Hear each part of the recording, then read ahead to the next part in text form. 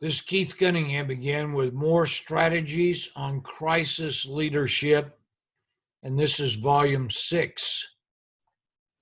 One of the most painful expenses to reduce in a crisis is payroll. The reasons are obvious.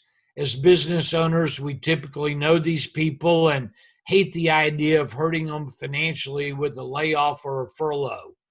We tend to optimistically fantasize about the employees we will need when the crisis is over.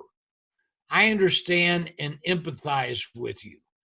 If you have an extreme amount of dry powder and can afford to retain employees even though your cash flow is negative, reducing your headcount might not be an immediate answer that you want to consider.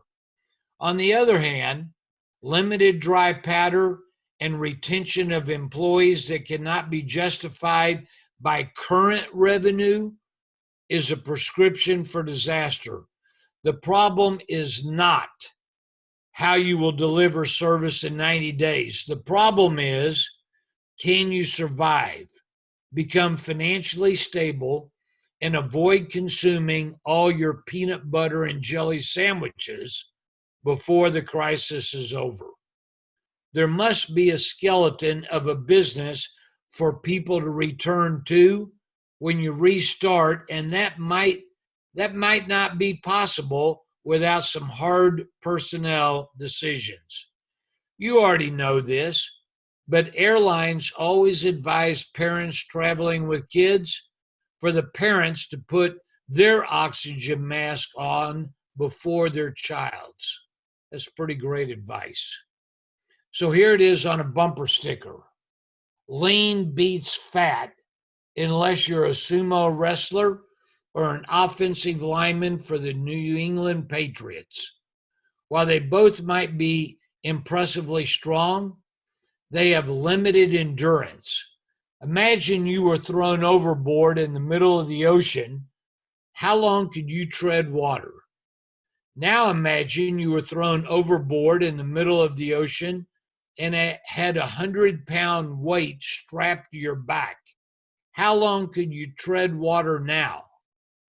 If you didn't know how long it would be until you were rescued, and therefore how long you would be required to tread water, how hard would you work to shed the excess weight?